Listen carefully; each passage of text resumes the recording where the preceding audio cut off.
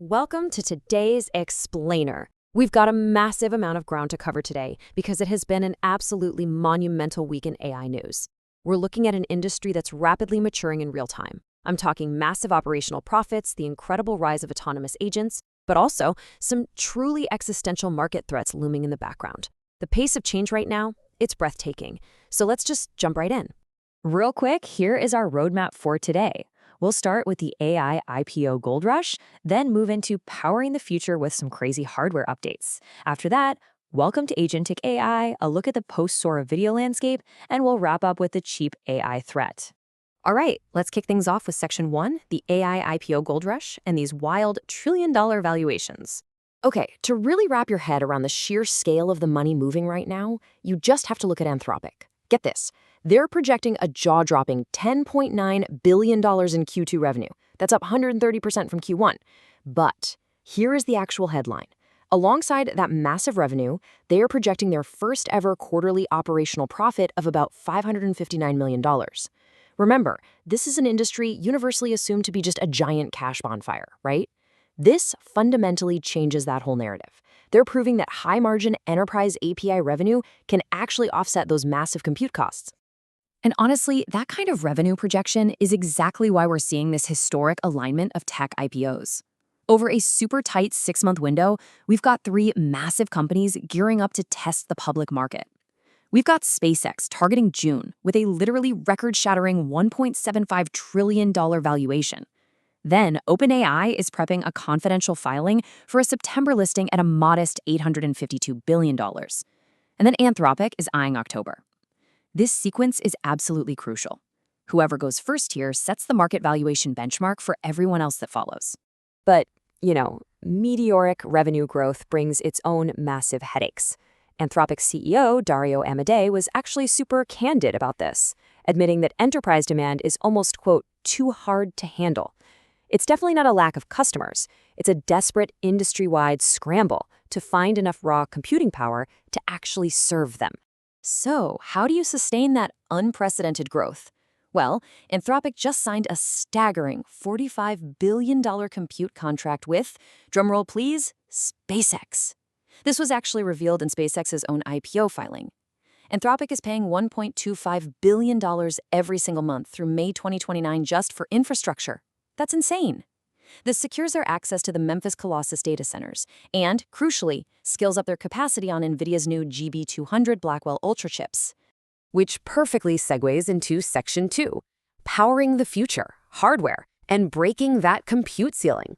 Because all that infrastructure money, it's basically chasing the very limits of physical silicon. Take a look at this comparison. We've got the current top-tier Blackwell B300 going up against the newly unveiled Vera Rubin VR200 architecture, which we just saw detailed at NVIDIA's GTC 2026. This isn't just a regular upgrade. It's a massive generational leap, custom designed to slash the cost of AI inference. Look at this jump, from 15 to 50 pflops of FP4 compute. And the memory bandwidth, rocketing from 8 to 22 terabytes per second thanks to that new HBM4 memory. It's just wild.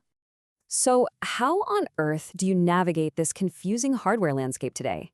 Well, unless you're a giant data center hyperscaler who can actually afford to wait for the VR200 in the second half of 2026, here's your practical deployment guide. If you're a consumer doing local inference, the RTX 5090 is perfect. For professionals running 70 billion parameter models without quantization, you'll want the RTX Pro 6000 with its massive 96 gigs of memory. And for enterprise teams deploying today, the B300 is hands down the clear production-ready choice. Moving right along to Section 3, welcome to Agentic AI, software that works while you sleep. Guys, we are officially moving way past simple chatbots that just spit out answers to questions. We are entering the agentic era. This is a huge paradigm shift. We're talking about systems that do actual prolonged work without you babysitting them. You just set a goal and the AI reasons through it. It navigates different applications and it executes tasks over hours or even days entirely in the background. Google laid out exactly what this looks like at I/O 2026. They're basically turning their incredibly fast Gemini 3.5 flash model into this unavoidable 24/7 background productivity layer across their entire ecosystem. They introduced Gemini Spark, which is like a personal agent running on dedicated cloud machines. They're dropping personalized information agents right into Google Search to work for you around the clock. Oh, and Docs Live? That lets you seamlessly brainstorm and create documents completely with your voice. Now, obviously, OpenAI isn't just sitting still. They're directly countering with their latest codex updates, really prioritizing deep developer context and secure execution. They've officially rolled out goal mode for those long-running tasks. They also introduced app shots on Mac, which is super cool. It lets you instantly send your active window context to the AI with just a hotkey. But the most fascinating part? They now have locked computer use. The AI can securely continue working remotely on your machine, even while your screen is locked. Talk about software that works while you sleep, right? Let's pivot to Section 4, Video Generation After Sora, a Fragmented Future. So while text and code agents are absolutely thriving, the AI video world just went through what I can only describe as a spectacular cash bonfire. OpenAI's pioneering model, Sora, has officially shut down. And the reason? Well, it was burning an estimated $15 million a day, on compute costs against a measly $2.1 million in total revenue. The unit economics of trying to build a general world simulator just completely fell apart. But with Sora out of the picture, the market is actually fragmented in a really interesting way.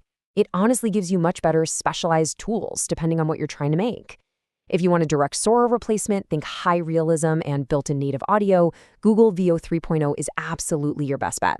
If you're doing narrative stuff and need a character to look exactly the same across multiple scenes, Seedance 2.0 has incredible character consistency.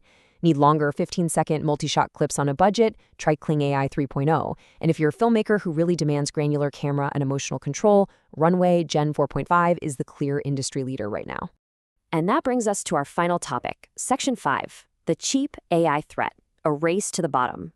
Now, despite all the trillion-dollar valuations and hardware leaps we've just talked about, there's a massive, truly existential threat looming over the market. It's the cost contrast. Check this out. A recent benchmarking investigation showed that running a standard 10 evaluation workload on Anthropic's premium Claude model costs over $4,800. OpenAI is sitting around $3,300. But highly capable Chinese alternatives like Zhipu's GLM, they cost just $544 for the exact same workload. That is a massive, nearly 9 times price difference for near frontier capabilities. And you better believe that 9 times price difference is already shifting real-world adoption. According to May 2026 data from the developer routing platform OpenRouter, Chinese AI models have absolutely exploded. They went from just 1% of usage in 2024 to a staggering 60% of all usage today. Developers and startups are extremely price sensitive, right? So they're adopting this advisor model. Basically, they use these incredibly cheap models as their default base layer for most things, and they only shell out the premium prices to OpenAI or Anthropic for the absolute hardest tasks. This rapid global capability shift perfectly highlights the complicated reality behind the repeatedly delayed White House executive order on AI. The administration is genuinely struggling to balance two totally competing priorities here. On one side, you have very real cybersecurity fears. Especially after models started discovering zero-day vulnerabilities, there are loud calls for mandatory 90-day pre-launch reviews and NSA testing. But on the flip side, implementing heavy regulations could severely slow down domestic innovation, right at the exact moment global competitors are closing the gap on cost and adoption. It's a really tough spot. And look, this isn't just think tank speculation. Anthropic themselves published a policy paper recently, candidly admitting that the U.S. technological lead is actually incredibly narrow. They measured it in just, quote, several months. And they straight up acknowledge that competitors in Beijing are winning the global adoption race simply because they are cheaper. Which brings us to the final provocative question of this explainer. We're sitting here watching IPOs targeting nearly $1 trillion, all driven by the expectation of massive enterprise revenue. But as autonomous agents get smarter, as hardware gets drastically faster, and as global competitors close that capability gap at a fraction of the price, who actually wins when the intelligence itself becomes a virtually free commodity? Are these massive valuations really going to survive an industry-wide race to the bottom in pricing? It's the ultimate question that's going to define the next era of tech. Thank you so much for joining me today, and as always, keep questioning the frontier.